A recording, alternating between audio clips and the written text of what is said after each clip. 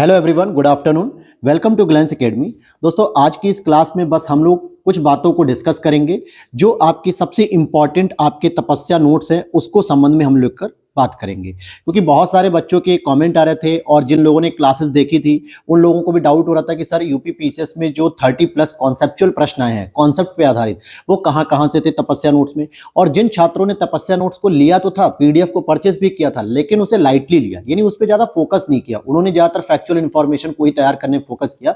लेकिन अगर फैक्ट को आपको समझना है तो आपकी अगर बेसिक अंडरस्टैंडिंग मजबूत होगी, कॉन्सेप्ट अच्छा होगा, तो प्रश्न आपका गलत नहीं होगा। और साथ ही साथ जिन बच्चों ने लेकर उसे अच्छे से तैयार भी किया, पढ़ा भी, क्योंकि हर एक सब्जेक्ट की जो तपस्या नोट्स हैं लगभग जो है कि 40, 60, 80 ऐसे ही पेजेस में हैं। बहुत होगा तो एक दो सब्जेक्ट जैसे मॉडर्न हिस्ट्री या इकोनॉमी 120, 125 पेजों में थी, क्योंकि ये प्रीलिम्स प्लस मेंस दोनों के लिए यूजफुल थी। तो उन बच्चों को तो बेनिफिट मिल गया डायरेक्टली 30-35 प्रश्न जो मैक्सिमम स्टूडेंट के गलत हुए हैं, क्योंकि पीसीएस का ट्रेंड रहा है कि हम रटते हुए जाते हैं फैक्चुअल इन्फॉर्मेशन पे।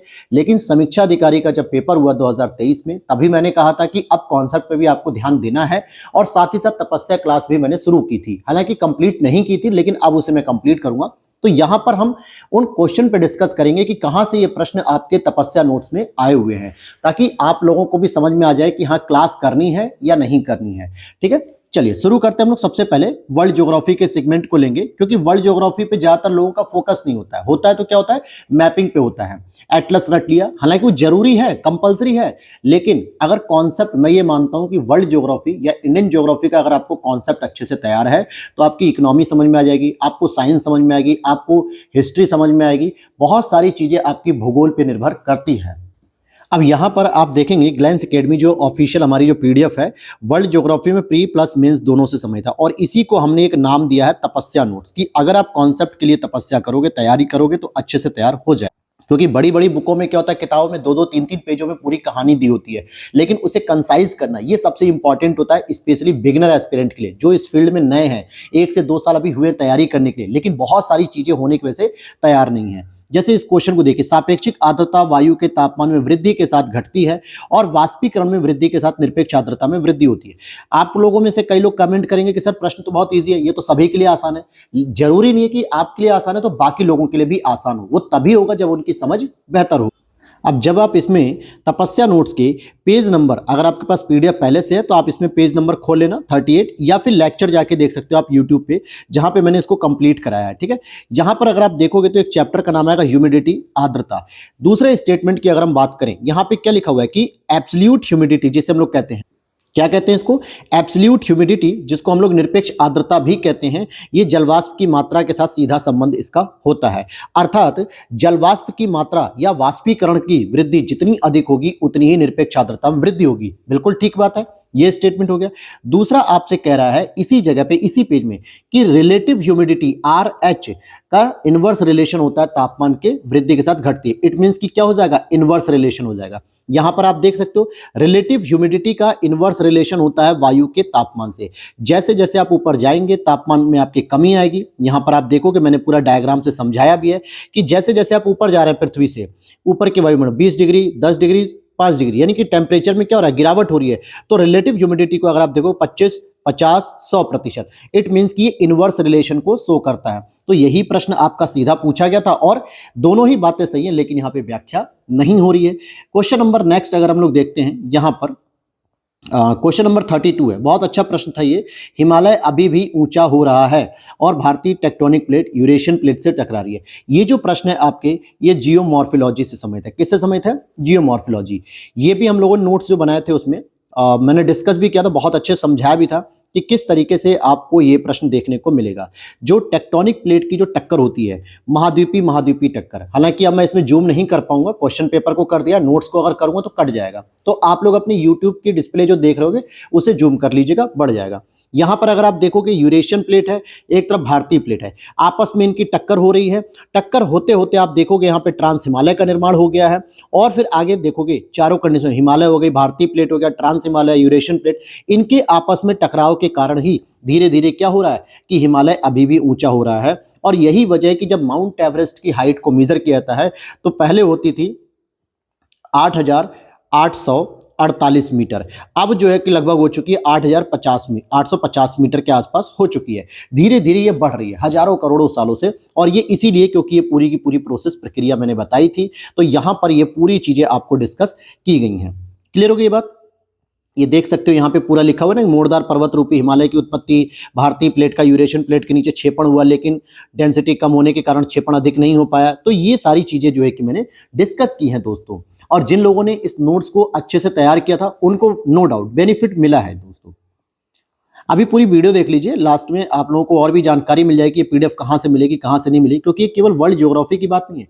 मैं आपको कम से कम 25 प्रश्न से अधिक दिखाऊंगा यहाँ पे कि कैसे कॉन्सेप्ट को तैयार करके आप इस पेपर को प्रीलिम्स क्वालिफाई कर सकते थे। और सोचिए कितनी कम मेरिट जा रही है इस बार, और उसमें भी बहुत सारे बच्चे इस बार, यहाँ देखिए, द्वितीय विश्व युद्ध के दौरान खोजी गई जेट धाराएं ऊपरी वायुमंडल में चलने वाली पूर्वी तेज प्रवाही धारा होती है, और जेट धाराओं की जो गति होती है 300 से 500 किलोमीटर प्रति घंटा होती है। तो आ जाते हैं हम लोग अपने एक टॉपिक पे, और उस टॉपिक का नाम है आपका जेट स्ट्रीम, जिसको मैंने बाकायदा यूट्यूब पे बहुत अच्छे से पढ़ाया था। यहाँ पे आप देख सकते हो कि ये पूरा जेट स्ट्रीम के बारे में है कि रोसबी तरंग क्या होती है, एक होती ध्रुवीय जेट वाताग्र, एक होती उपोष्ण कटिबंधीय पश्चिमी जेट स्ट्रीम, फिर आपकी ध्रुवीय रात्रि जेट स्ट्रीम होती है, उष्ण कटिबंधीय पूर्वी जेट स्ट्रीम होती है। लेकिन यहाँ पे जो प्रश्न पूछा जा रहा है वो पूछा गया है कि सेकेंड वर्ल्ड वार में खोजी गई जेट धाराओं के बारे में। तो यहाँ पे जब आप देखोगे तो ये पूरी की पूरी चीजें मैंने पढ़ाई हैं। आप यहाँ पे जूम कर लीजिए, यहाँ पे इसमें साफ साफ लिखा है कि अगर ध्रुवीय वाताग्र जेट है, दूसरे उपोष्ण कटिबंधीय पश्चिमी जेट स्ट्रीम। और ये जो प्रश्न पूछा गया है ये सेकेंड वर्ल्ड वार में जो जापानी पायलट थे, जब वो युद्ध के दौरान जो है कि अपनी दिशा उनकी किधर से थी, वेस्ट टू ईस्ट थी, तो उस दौरान उनके जेट को क्या हुआ, जेट स्ट्रीम के बीच में आने की वजह से स्पीड बहुत तेज मिली। और ये बेहतर होता है, ये पायलट के टैलेंट पर निर्भर करता है कि आप जेट स्ट्रीम के बीच में अगर हवाई जहाज को चला रहे हैं तो सबसे इंपॉर्टेंट होगा कि आपके फ्यूल में बचत होगी, क्योंकि आपको इंजन का मतलब ईंधन खर्च किए बिना ही आपको प्रॉपर स्पीड मिल सकेगी। लेकिन उनकी डायरेक्शन किधर से थी, पश्चिम से पूरब साइड में थी। ठीक है, तो ये भी प्रश्न देखो मैंने पूरा डिटेल से डिस्कस किया, आप यहाँ पे पूरी चीजों को पढ़ सकते हो। ये डायग्राम हो गया, इसके बारे में एक एक पॉइंट पे कैसे कहाँ कहाँ पे चीजें होती हैं, तो ये सब कुछ मैंने इस नोट्स में डिस्कस किया है। अब होता क्या है, जेट स्ट्रीम के लिए आप पूरी किताब पढ़ोगे, 10-12 पेज पढ़ोगे, फिर समझ में नहीं आता कि सर कितनी स्पीड से चली गई जेट स्ट्रीम, और हमें भी समझ नहीं आया। तो ये चीजें आपसे नहीं होनी चाहिए गलत। तो यही बातें हैं जो मैं आपको समझाना चाह रहा हूं। क्वेश्चन नंबर 75 और 79 ये तो बहुत इंटरेस्टिंग क्वेश्चन था, लेकिन मैं कह सकता हूं कि जिन बच्चों का बेसिक अगर तैयार नहीं होगा ना, तो डेफिनेटली ये क्वेश्चन गलत हुआ है। कैसे? आप यहां पर देखोगे कि एक चैप्टर मैंने शुरू किया था विश्व के जलवायु प्रदेश, विश्व के जलवायु प्रदेश, जिसमें मैंने आपको बताया कि विषुवतरेखी, उष्णकटिबंधीय, सवाना, पश्चिमी तुल्य, चीन तुल्य, स्टेपी, भूमध्य सागरी, लॉरेंशियल, साइबेरियन, ब्रिटिश। अब बहुत सारे बच्चों ने बस इस डायग्राम को रट रखा था, कहीं से भी पढ़ के, किताब से चाहे जैसे भी। लेकिन प्रश्न आपसे क्या पूछ रहा है, पश्चिमी यूरोप में सभी महीनों में वर्षा होती है। पश्चिमी यूरोप पछुआ पवनों की पेटी के अंतर्गत आता है। आपको पता होना चाहिए कि जो पश्चिमी यूरोप है, भूमध्य सागर के ऊपर वाला जो हिस्सा है, जिसमें फ्रांस, इंग्लैंड और जर्मनी हो गया, नॉर्वे हो गया, स्वीडन हो गया, ये सभी जो एरिया आती हैं, क्षेत्र, ये आपका पश्चिमी यूरोप में आता है, जो लगभग 35-40 के ऊपर जाता है, 40 डिग्री से ऊपर। और यहां पर अगर आप 40 डिग्री से ऊपर वाले में चलोगे तो यहां पर मैं आपको दिखाता हूं ये वाला एरिया, ठीक है, जो लगभग 45 से ऊपर लेके यहां तक आता है, इसी में ब्रिटिश तुल्य जलवायु प्रदेश आएगा। क्योंकि और इसी क्षेत्र में मैं थोड़ा जूम कर देता हूं, यहां पे आप डायग्राम में देखोगे कि पछुआ पवन का प्रभाव लिखा हुआ है, और इसी क्षेत्र में आपका यूरोप का क्षेत्र आता है पश्चिमी। तो भैया वर्ष भर वर्षा होती है, यहां लिखा हुआ है। ये पूरा डायग्राम जब आप इस चीज को पढ़ लोगे तो यहां पे आप पढ़ोगे कि अपतट पछुआ पवन के प्रभाव से मौसम शुष्क रहता है। फिर वहीं पश्चिमी तट यानी कि जो ब्रिटिश वाला क्षेत्र है, या फिर आपका फ्रांस का क्षेत्र हो गया, जर्मनी का क्षेत्र हो गया, नॉर्वे का हो गया, वर्ष भर अनुतट पछुआ पवन का प्रभाव रहता है, जिससे वाताग्रीय वर्षा होती है, यानी कि वर्ष भर वर्षा होती है। और शीत ऋतु में अधिक मात्रा में वर्षा प्राप्त होती है ग्रीष्म ऋतु की अपेक्षा। ये दोनों ही प्रश्न मैंने पढ़ाए हैं, डिटेल डिस्कस किया है। पछुआ पवनों की पेटी में रहता है, इसीलिए यहाँ पे वर्ष भर वर्षा होती है। और इससे ज्यादा मजेदार बात बताऊं, एक और प्रश्न इसी पेज में आपको इसी जगह मिल जाएगा। यहाँ पे क्या कह रहा है दोस्तों, भूमध्य सागरीय जलवायु प्रदेश, यहाँ पे शीत ऋतु में वर्षा होती है, और शीतकालीन अयनांत के कारण वायुदाब पेटियां दक्षिण दिशा की ओर खसक जाती हैं। तो आ जाओ, इसी से संबंधित आपको यही प्रश्न दिखाऊंगा मैं, कहीं अलग नहीं जाऊंगा, क्योंकि उसने एग्जामिनर ने एक ही साथ पूछ लिया जलवायु प्रदेश से। हम देखो 30 से 45 के जो भूमध्य सागरीय जलवायु पढ़ रहे हैं, यहाँ पे भूमध्य सागरीय जलवायु होती है। क्या पूछा जा रहा है आपसे, पूछा जा रहा है शीत ऋतु में वर्षा होती है। बिल्कुल, आप इस पूरे पैराग्राफ को जरा पढ़ लो। यही चीज आपको किताब में 4 पेज में होगी, 3 पेज में होगी, मैंने इन शॉर्ट कर रखा है। क्या पढ़ोगे अगर आप पूरा कि वायुदाब कटिबंध विस्थापन से ग्रीष्म ऋतु में अंतर्तट व्यापारिक व महाद्वीपीय पूर्वी तट से पश्चिम की ओर वर्षा की मात्रा, फिर शीत ऋतु में पछुआ पवन के प्रभाव से पश्चिमी तट से पूर्व की ओर वर्षा की मात्रा में कमी आती है, चीन तुल्य और पश्चिमी तट। तो हम इसकी बात करेंगे। लास्ट के 2 लाइनों से ये प्रश्न बन गया। क्या कह रहा है, पश्चिमी तट के भूमध्य सागरीय जलवायु प्रदेश में अपतट व्यापारिक पवन के प्रभाव से तो मौसम शुष्क रहता है, परंतु अनुतट व्यापारिक पवन जो पछुआ पवन होती है उससे वाताग्रीय वर्षा होती है। और इन कोल्ड का मतलब शीत ऋतु। क्या कह रहा है, यहाँ पे शीत ऋतु में वर्षा होती है, बिल्कुल होती है। और शीतकालीन अनांत के कारण वायुदाब पेटियां दक्षिण की ओर खिसक जाती है। जब ये मैंने टॉपिक को डिस्कस किया था तो वहां पे बताया भी था कि देखो ये कैसे जो है कि आपका शीत ऋतु में जब हम इसकी बात कर रहे हैं तो 15 डिग्री जो है कि साउथ की ओर जा रहा है, मतलब 0 डिग्री की तरफ बढ़ रहा है, न कि ऊपर की ओर बढ़ रहा है। तो ये चीजें मैंने डिस्कस की थी और यहां से ये पूरा प्रश्न आ गया। तो आप देखो कि वर्ल्ड ज्योग्राफी मैंने आपको 5 से 6 प्रश्न डिस्कस कर दिए। कहां से आए हैं, कॉन्सेप्चुअल प्रश्न है। फैक्चुअल में बात ही नहीं कर रहा कि कौन सी राजधानी पूछ ली, कौन सी नदी पूछ ली, जो आमूर नदी थी या फिर राजधानी पूछ लिया, वो मैं नहीं बात कर रहा हूं, लेकिन ये जरूरी है। अब इसी तरीके से हम एनवायरनमेंट और इकोलॉजी की बात करेंगे, जो कि प्री प्लस मेंस यानी तपस्या नोट्स के अंतर्गत आता है। अच्छा, बहुत सारे बच्चों ने क्या किया था कि एनवायरनमेंट को बेसिकली जो फैक्चुअल इंफॉर्मेशन होती है, रामसर साइट होते हैं, नेशनल पार्क होते हैं, वन्यजीव अभ्यारण्य होते हैं, इनको तैयार किया था। लेकिन एग्जामिनर ने यहां से भी 5 प्रश्न कॉन्सेप्ट पे आधारित पूछ लिए हैं। कौन से क्वेश्चन है जरा उसको डिस्कस कर लेते हैं हम लोग। जरा अगर आप इसे देखोगे तो ये प्रवाल जो पारिस्थितिकी निकेत होते हैं ना, निकेत के बारे में पूछा जा रहा है। हालांकि प्रश्न तो आसान था, भाषा के आधार पे था, लेकिन अगर जिन बच्चों को इसकी भाषा भी नहीं समझ में आई होगी तो वो ज्यादातर कंफ्यूज हो गए होंगे। और ये आपको मिल जाएगा हमारे इस टॉपिक पे, जहां पे मैंने निकेत के बारे में पूरा डिस्कस किया है, यहाँ पे पूरा ये चीजों को बताया है। और ये केवल इतना ही नहीं बताया, यहाँ पर देखो पूरा का पूरा ये पूरा डिस्कस किया इस पॉइंट में, जहां मैंने हर एक चीज को बताया कि कैसे इसकी की स्टोन की भूमिका होती है, कैसे इनकी संख्या बढ़ने पर नुकसान होता है, कम होता है। ये देखो ना यहाँ पे क्रियात्मक संबंध, थोड़ा सा जूम कर देता हूं मैं यहाँ पे, यहाँ लिखा हुआ है ना, ये क्रियात्मक संबंध है। विशिष्ट प्रजाति कोई भी अस्तित्व के लिए वातावरण से अंतःक्रिया करती है। एक से अधिक प्रजाति नहीं होती है एक निकेत में, अधिक होने पर प्रतिस्पर्धा होती है। सक्षम प्रजाति अन्य को रिप्लेस करती है। यही तो 3 स्टेटमेंट आपके दिए हुए हैं। ये देखो ना, अधिक स्थान घेरती है, जो ये रहा, किसी आवास में संसाधनों का न्यूनतम वितरण होता तो एकल प्रजाति। तो कहने का मतलब है कि यहाँ पे आपको अगर ठीक से नोट्स की जानकारी है, क्लासेस की जानकारी है, तो आप बेहतर कर पाओगे। और ये चीज मैसेज है एग्जामिनर का, आयोग का, कि आप कॉन्सेप्ट पे अगर काम नहीं करोगे तो नुकसान होगा। अब जैसे एक प्रश्न ये देखिए, अंडमान निकोबार द्वीप समूह में निम्नलिखित में से किस कारण से प्रलयकारी प्रवाल विरंजन हुआ और प्रवालों की सामूहिक मृत्यु हुई थी। हिंद महासागर के तापमान में 2 डिग्री सेल्सियस की वृद्धि के कारण।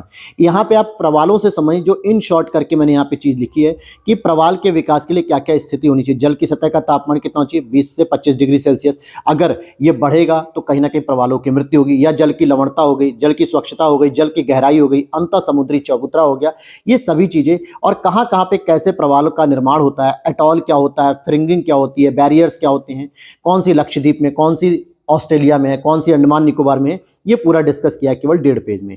इसमें पूरा का पूरा प्रवाल से संबंधित, क्योंकि मैं फिर कहूंगा, अगर आपसे फैक्चुअल पूछ रहा है कि लक्षद्वीप में कौन सी प्रवाल पाई जाती है या ऑस्ट्रेलिया में, तो वो चीजें आपको बाद में समझ में आएंगी। पहले उसके पीछे का बेसिक क्या है, रीजंस क्या है, कारण क्या है, वो चीजें समझ में आनी जरूरी है। इसी तरीके से हम चलते हैं क्वेश्चन नंबर जरा 26।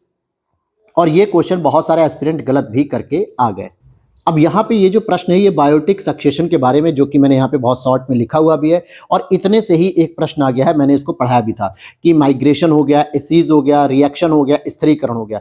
यहाँ पे देखो, ये प्रतिस्पर्धा, प्रतिस्थापन, स्थापन, अतिक्रमण, ये सारी चीजें मैंने यहाँ पे लिखी जरूर है, ये एनवायरनमेंट की भाषा में, लेकिन जो मैंने इसको डिस्कस किया तो वहां पे चीजों को पूरा डिटेल किया है और यहाँ पे पूरी उसकी व्याख्या भी कर रखी है। बस इतने से ही ये एक प्रश्न आपका सॉल्व हो गया है। और आगे देखते हैं, कोई और प्रश्न है? जी हाँ, बिल्कुल। क्वेश्चन नंबर 108 पे चलते हैं। चलो, क्वेश्चन नंबर 108 क्या था आपका? एसिड रेन से था कि कार्बन डाइऑक्साइड, सल्फर के ऑक्साइड और नाइट्रोजन के ऑक्साइड गैसें वर्षा जल में घुल जाती हैं और अम्लीय वर्षा उत्पन्न करती हैं। और फिर कार्बन डाइऑक्साइड, सल्फर डाइऑक्साइड और नाइट्रोजन के ऑक्साइड जैसी गैसों की उच्च सांद्रता के कारण वायुमंडलीय वायु प्रदूषित हो जाती है। अब यहाँ पर अगर आप देखोगे तो एसिड रेन का भी एक टॉपिक मैंने पूरा डिटेल किया है। यहाँ पे अम्लीय वर्षा के बारे में जितनी जानकारी होनी चाहिए, कौन कौन सी गैस मिलती है, यहाँ पे देखो कार्बन डाइऑक्साइड हो गया, जल हो गया, फिर ये H2CO3 वीक एसिड है। एसिड तो है लेकिन वीक बन रहा है, इट मीन्स कि कार्बन का भी रोल इसमें होता है। और यही प्रश्न आपका कार्बन, सल्फर और नाइट्रोजन था। ठीक है, फिर यहाँ पे ये इसके प्रभाव हो गए कि क्या क्या, तो ये टॉपिक भी यहाँ से आपने पूछ लिया है। ठीक है। अब बहुत सारे लोग कहेंगे कि सर ये तो जो है कि नोट्स हैं या कहीं के भी हों। देखिए मैंने खुद कोचिंग की है दिल्ली में रह के, तो जो मैंने कोचिंग की उस नोट्स को सिनॉप्सिस के रूप में तैयार किया, प्लस उसमें कुछ एनसीईआरटी से बहुत सारे फैक्चुअल इंफॉर्मेशन प्लस कॉन्सेप्ट को ऐड ऑन किया, और एक दो जरूरत पड़ने पे जो स्टैंडर्ड बुक होती है हर सब्जेक्ट की उनको भी उसमें ऐड करते हुए सिनॉप्सिस तैयार की गई है। ठीक है, तो यहां पे हर एक टॉपिक को मैंने डिस्कस करने की कोशिश की है। अब जरा इकोनॉमी में चलते हैं। अब जैसे यहाँ पे क्वेश्चन नंबर 97 है कि विकास को जीवन स्तर और कल्याण में वृद्धि के रूप में परिभाषित किया जाता है, यानी डेवलपमेंट, और प्रति व्यक्ति आय में वृद्धि विकास की पर्याप्त माप नहीं है, यानी ग्रोथ। बिल्कुल सही है। और ये जब नेशनल इनकम का आप चैप्टर हमारे इकोनॉमी के हैंड रिटन शॉर्ट नोट्स में देखेंगे तो यहाँ पे आपकी इकोनॉमिक ग्रोथ और इकोनॉमिक डेवलपमेंट के बारे में बात की गई कि ग्रोथ केवल मात्रात्मक होता है जो पर कैपिटा इनकम पे आधारित होता है, इसके लिए प्रोडक्शन की जरूरत होती है, जबकि विकासात्मक की बात करेंगे तो मात्रात्मक और गुणात्मक दोनों होता है। क्यों? क्योंकि जीवन स्तर में वृद्धि करता है, पर कैपिटा इनकम तो बढ़ेगी बढ़ेगी, लेकिन जीवन स्तर में भी क्या होता है, एक गुणात्मक विकास होता है। और ये दीर्घकालिक और सतत प्रक्रिया, जैसे गरीबी, कुपोषण, बेरोजगारी, भुखमरी, इनसे मुक्ति चाहिए। तो दोनों स्टेटमेंट सही है और इसकी व्याख्या भी करता है। फिर इसी तरीके से आप एक बेसिक प्रश्न है, हालांकि वो तो मुझे नहीं कहना चाहिए, लेकिन हाँ अगर नोट्स में है तो मैं आपको दिखा देता हूं, क्योंकि मेन होता है कि हमने हर टॉपिक को डिस्कस किया कि नहीं। जैसे यहाँ पे देखोगे एचडीआई के बारे में, बहुत बेसिक प्रश्न है, सभी ने पढ़ा होगा कि आय स्तर, शिक्षा और संभावित जीवन की आयु। तो इस आधार पर 1 2 4 था, तीसरे को एलिमिनेट करना था, लेकिन इस पे भी हमने पूरा एक डिस्कस करके एक टॉपिक इतना बड़ा पूरी चीजों को डिटेल मेंशन कर रखा है कि क्या क्या चीजें होती हैं, यहाँ पे ये सारी कॉन्सेप्चुअल बातें लिखी हुई हैं ये सभी। इसी तरीके से अगर हम देखते हैं क्वेश्चन नंबर 116 जो आपका डॉलर और उसके संबंध में था, तो वहां पर भी कई बच्चों को डाउट हुआ कि सर ये प्रश्न का आंसर क्या होना चाहिए, क्योंकि जो मैंने वीडियो बनाई थी उसमें कई लोगों के कमेंट भी आए थे कौन कौन से प्रश्न और गलत हैं। यहाँ कह रहा राष्ट्रीय मुद्रा का वह मूल्य जो विदेशी मुद्रा की मांग और आपूर्ति द्वारा तय होता है उसे नम्य विनिमय दर कहते हैं। बिल्कुल, अगर हमें $1 खरीदना है तो अगर हम उसके लिए वर्तमान में 84 रुपए दे रहे हैं, कल को $1 अगर हमें खरीदना हो तो कल को हम 86 रुपए दें, यानी ये जो फ्लेक्सिबिलिटी है। और विदेशी मुद्रा की मांग और आपूर्ति केंद्रीय बैंक निर्धारित करता है, यानी आरबीआई निर्धारित करता है क्या? तो दूसरा स्टेटमेंट तो गलत है। कैसे गलत है, जरा इसको यहां पर देख लीजिए। ये एक टॉपिक है आपका एक्सटर्नल सेक्टर, ठीक है, बाहरी व्यापार जिसे हम लोग कहते हैं। तो यहां पे एक पेज नंबर है मेरा, चलिए ये रहा। यहां पे देखिए क्या लिखा हुआ पूरा कि विदेशी विनिमय दर की कौन कौन सी प्रणालियां यूज की जाती हैं। तो जरा मैं जूम कर देता हूं कि, चलिए जूम तो नहीं हो पाएगा, लचीली विनिमय दर प्रणाली अर्थात फ्लेक्सिबल की बात की जा रही है। निर्धारण किससे होता है? बाजार व्यवस्था, यानी मांग और आपूर्ति से जो है कि डॉलर की कीमत तय होती है। बिल्कुल यही तो वो कह रहा है, मांग और आपूर्ति से। लेकिन दूसरे स्टेटमेंट को अगर आप पढ़ोगे, थोड़ा सा मैं जूम करता हूं क्योंकि थोड़ा, हाँ जूम हो गया। यहां लिखा हुआ है कि प्रशासनिक निकाय यानी केंद्रीय सत्ता का कोई भी हस्तक्षेप नहीं होता, अर्थात आरबीआई जैसी संस्थाओं का भी कोई हस्तक्षेप नहीं होता है। तो क्या विदेशी मुद्रा की मांग और आपूर्ति सुनिश्चित करने के लिए आरबीआई का रोल होता है क्या? नहीं होता है। और यही 2 लाइनें उठा के डायरेक्टली आपका प्रश्न बन गया है।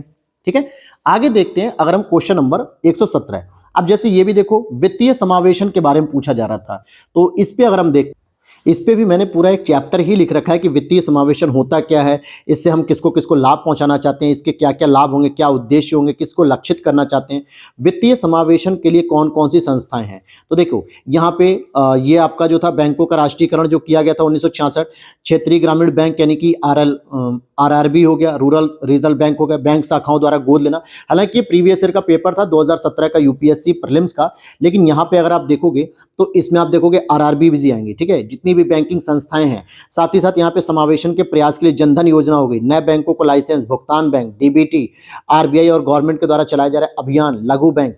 तो ये पूरा का पूरा अकाउंट, ये जो सिस्टम है, यहीं से पूरा का पूरा ये प्रश्न आपसे पूछा गया है। अब इसी तरीके से अगर मैं साइंस का भी दिखा दूं, हालांकि साइंस के तो बहुत सारे प्रश्न इजी थे, लेकिन 2 प्रश्न 3 प्रश्न जो मुझे लगे कि आपसे डिस्कस कर लेना चाहिए।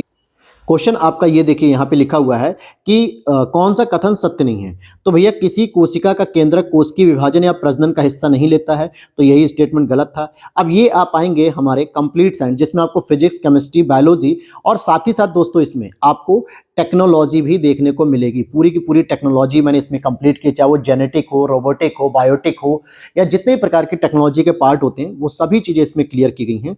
अब यहाँ पे जरा ये पढ़ो, ये सेल का स्ट्रक्चर दिया है मैंने। ठीक है, इस सेल में ये C फॉर न्यूक्लियस हो गया, इस न्यूक्लियस में क्या दिखा रहा है? डीएनए, आरएनए मिलेगा। अगर यहाँ पे हम कह रहे हैं, स्टेटमेंट कह रहा है आपसे कि क्या वो कोशिकीय विभाजन या प्रजनन में हिस्सा नहीं लेता। प्रजनन में हिस्सा लेने का मतलब हो गया कि डीएनए होना चाहिए न्यूक्लियस के पास, तो भैया जब न्यूक्लियस के पास ही डीएनए तो हिस्सा तो वही लेगा। अच्छा, और आगे डिटेल कर देता हूँ इसको।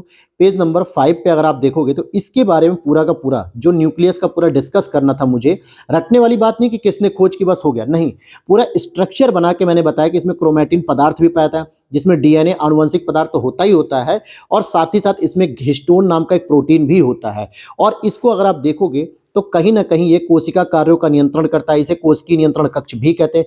कोशिका विभाजन के समय जब डीएनए और हिस्टोन प्रोटीन संगठित होते हैं तो गुणसूत्रों का निर्माण करते हैं। इट मीन्स कि आपका केंद्र क्या कर रहा है, कोशिका विभाजन और प्रजनन दोनों में ही पार्टिसिपेट कर रहा है। ये प्रश्न आपको देखना था। अब यहाँ पे देखो, ये प्रश्न तो खैर इजी था, ठीक है, ये तो मुझे लगता है मैक्सिमम बच्चों ने कर लिया होगा कि जो प्लांट किंगडम थे, फिर संघ था, फिर वर्ग, फिर गण, तो ये पूरा का पूरा मैंने यहाँ पे क्लासिफिकेशन भी कर रखा था लास्ट में कि यहाँ से ही ये प्रश्न पूछ लिया गया था, ये 4 स्टार्टिंग के कि किंगडम, फाइलम, क्लास, ऑर्डर। हालांकि इसी में इस तरीके से आगे चलोगे तो यहाँ पे देखो आपको पूरी की पूरी टेक्नोलॉजी मिलेगी। जैसे ये जेनेटिक्स के बारे में पूरी डिस्कस कर रखा है मैंने कि जेनेटिक्स क्या होता है, जीनोमिक्स क्या होता है, इसमें पूरा का पूरा डिस्कशन किया हुआ है। जेनेटिक इंजीनियरिंग क्या होती है, जो आपके यूपीएससी तक में पूछा जाता है ना कि रिस्ट्रिक्शन एंडोप्लाज्मिक जो आणविक कैची होती है, इसके बारे में पूछा जाता है। जो बच्चे यूपीएससी दे रहे होंगे तो उन्हें ये पूरा पता होगा कि हाँ ये चीज़ें होती हैं, ये एग्जाम में पूछी जाती है। जैसे स्टेम सेल से आता है आपका यूपीएससी में प्रश्न, तो स्टेम सेल के क्या प्रकार होते हैं, कैसे कैसे, ये सभी चीज़ें हमने डिस्कस की हैं। इसी तरीके से मॉडर्न का ही देखो पहला क्वेश्चन, हालांकि ये तो रटने वाले पे था, लेकिन अगर रटने के पीछे अगर आपको घटनाक्रम पता रहेगा ना तो सारी चीजें याद हो जाएंगी और सारी चीजें इजी हो जाएंगी। जैसे ये रहा आपका पूरा मॉडर्न हिस्ट्री के बारे में पूरा सिलेबस दिया हुआ है कि कैसे हमने इसको लिखा है। अगर आप इसको देखोगे तो ये हो जाएगा आपका यहाँ पे, जब आप ये पढ़ेंगे मैसूर युद्ध के बारे में, फिर उसके बाद मराठा के बारे में पढ़ेंगे, तो यहाँ पे देखिए मराठा के बारे में शुरू होगा कि पेशवा बालाजी विश्वनाथ से शुरू होती है कि कैसे उन्होंने साहू छत्रपति बना, फिर इसको अपना नियुक्त किया गया, ये पूरी कहानी। फिर बाजीराव प्रथम, फिर बालाजी बाजीराव नाना साहब की बात आएगी। फिर आगे चलेंगे तो किस तरीके से माधवराव बनता है, फिर नारायण राव इसकी हत्या करने का प्रयास करता है, रघुनाथ राव, बाद में फिर रघुनाथ राव ने क्या किया, सूरत की जो आपकी बैसीन की संधि थी वो संधि की। तो ये पूरी एक कहानी थी जिसमें पूरी की पूरी एक क्रोनोलॉजी थी। इट मीन्स कि नारायण राव को जब मारने का प्रयास रघुनाथ राव कर रहा है तो बाद में ही बनेगा, तो ये चीजें थी, यहां से भी निकल सकता था ये प्रश्न। तो ये पूरी की पूरी कहानी आपको इस तरीके से आप इस नोट्स में देख सकते हो कि कैसे मैंने इसको पूरा डिस्कस किया है कि ब्रिटिश साम्राज्यवादी नीतियां क्या हैं, फिर उनके बारे में, क्योंकि मेंस ओरिएंटेड भी ये नोट्स है, ऐसा नहीं कि केवल प्रीलिम्स में ही काम आएगा। बहुत जगह आपको देखने को मिलेगा कि मेंस से संबंधित भी आपकी समझ को बेहतर करेगा। ठीक है, कि डलहौजी की जो विस्तारवादी नीति थी उसके पीछे क्या कारण थे, उसकी हड़प नीति क्या थी, परिणाम क्या हुए, डलहौजी के कार्य क्या थे, तो ये सभी चीजें यहाँ पे देखो कौन कौन से कार्य थे, तो ये सभी चीजें मैंने आपसे डिस्कस की हैं और ये पूरे के पूरे नोट्स को बहुत बेहतर तरीके से मैंने तैयार भी किया है इसमें। ठीक है, तो ये सारी चीजें आपको समझ में आ गई होगी अगर, तो अब जो लास्ट में आपके दिमाग में आ रही होगी सर ठीक है अभी ये कितने क्वेश्चनों का मैं अभी बताता हूं। लगभग मैंने अभी तक जो है कि आपको 18 प्रश्न, तो यहाँ पे देखोगे 18 से अधिक तो मैंने अभी क्वेश्चन डिस्कस कर दिए केवल 4 सब्जेक्ट में, वो भी क्या, वर्ल्ड ज्योग्राफी, एनवायरनमेंट और इकोनॉमी, मेनली 3 यही बताए। साइंस में 1-2 क्वेश्चन बताया, मॉडर्न हिस्ट्री है, अभी मैं आपको इसमें इंडियन ज्योग्राफी के भी क्वेश्चन दिखा सकता था या पॉलिटी के दिखाता या फिर आपके एंशिएंट, मिडिवल, मॉडर्न, बहुत सारे सब्जेक्ट, अब सबको डिस्कस करूंगा तो बहुत लंबा टाइम निकल जाएगा। ठीक है, तो मेन उद्देश्य था कि कॉन्सेप्ट पे आधारित अगर आपकी चीजें नहीं तैयार हो रही हैं तो समीक्षा अधिकारी और यूपी पीसीएस 2025 के प्रीलिम्स के लिए आपको अभी से कमर कस लेनी होगी। हालांकि मैं भी अब हो सकता है कि कल से क्लास शुरू कर दूंगा, ठीक है, पूरी कोशिश रहेगी कल से, क्योंकि मैं अभी बाहर था, ट्रेनिंग थी मेरी, तो अब मैं पूरी कोशिश कर रहा हूं कि कल से क्लास शुरू कर दूं। और इस पीडीएफ को अगर आप परचेस करना चाहेंगे दोस्तों, देखिए ये हमारी पीडीएफ होती है पेड, क्लासेस पूरी यूट्यूब पे हमारी फ्री होती है, चाहे वो किसी भी सब्जेक्ट की हो। ठीक है, क्योंकि ऐसा नहीं कि हमारे जो पेड नोट्स हैं हम उसको रिवील नहीं करते, क्लासेस के माध्यम से पूरा पढ़ाते हैं हर एक चीज को, ताकि जिन बच्चों ने पीडीएफ को लिया है तो उनको समझने में आसानी हो सके। क्लियर हो गई बात? तो इसके लिए आपको 8527594636 इस पे ओनली व्हाट्सएप मैसेज करना होगा। कॉल अगर आप करेंगे तो शायद कोई रिसीव ना हो, आप केवल व्हाट्सएप करेंगे, वहां पे अपनी जानकारी लिख देंगे कि हमें पीडीएफ की जानकारी चाहिए, और वहां पे मेरी टीम आपको एक पीडीएफ फाइल दे देगी जिसमें सारे प्रोसेस को लिखा होगा, साथ में आपको डेमो भी दे दिया जाएगा, हर एक सब्जेक्ट का एक साथ रहता है। उसके बाद अपने स्टेप को आप फॉलो कर सकते हैं अगर आपको ये पीडीएफ अच्छी लगती तो, और नहीं अगर आपको लगता है कि नहीं सर मुझे पहले क्लास देखनी किस तरीके की है, तो आप YouTube पर जाइए, हमारे ग्लैंस एकेडमी ऑफिशियल प्लेटफॉर्म पे। वहां पे प्लेलिस्ट में आपको तपस्या नोट्स की क्लास मिलेगी, जिसमें आप वर्ल्ड ज्योग्राफी को पूरा कंप्लीट देखेंगे। लगभग 20-22 क्लास मैंने कंप्लीट किया है। मैराथन भी आप देख सकते हैं उसकी, उससे आपको आइडिया लग जाएगा कि पढ़ाने का तरीका उसमें क्या रहेगा नोट्स को समझने के लिए। इसी के साथ आप एंशिएंट हिस्ट्री की क्लास को भी देख सकते हो, वो भी कंप्लीट करा दी है मैंने। साथ ही साथ अब अगर आप एनवायरनमेंट को देखोगे तो उसकी भी लगभग 6-7 क्लासेस हैं। इकोनॉमी को देखोगे तो उसकी भी लगभग मैंने 9 क्लासेस करा दी हैं। तो मुझे लगता है कि नोट्स के बारे में जानना या फिर किसी चीज को समझने के लिए लगभग 35 से 40 क्लासेस हैं। एंशिएंट हिस्ट्री 9-10 क्लास है, वर्ल्ड ज्योग्राफी करीब 20 क्लासेस हैं, एनवायरनमेंट, इकोनॉमी, 4 सब्जेक्ट से भी आपको एक आइडिया लग जाएगा। और फिर मैं बता दूं, लास्ट में नंबर देता हूं 8527594636। ओनली व्हाट्सअप करिएगा, यहां पे सारी डिटेल मिल जाएगी। क्लासेस हम लोग जल्दी शुरू करने वाले हैं। और जो बच्चे मेंस के लिए वेट कर रहे हैं कि सर मेंस के नोट्स के बारे में बताइए कब तक आएगा, तो यूपी स्पेशल का दोस्तों पेपर 5 तैयार हो चुका है। 6 पे काम चल रहा है मेरा। 2-3 दिन में बाहर था इसलिए नहीं हो पाया। अगले 3 से 4 दिन में मैं इसको कंप्लीट करने की पूरी कोशिश करूंगा, ताकि आप लोगों को ये भी नोट्स प्रोवाइड करें और क्लासेस भी मिले। तो उम्मीद करता हूं वीडियो अच्छी लगी होगी और समझ में आया होगा। तो और भी दोस्तों के साथ शेयर करिएगा। मिलते हैं नेक्स्ट वीडियो में। जय हिंद, जय भारत।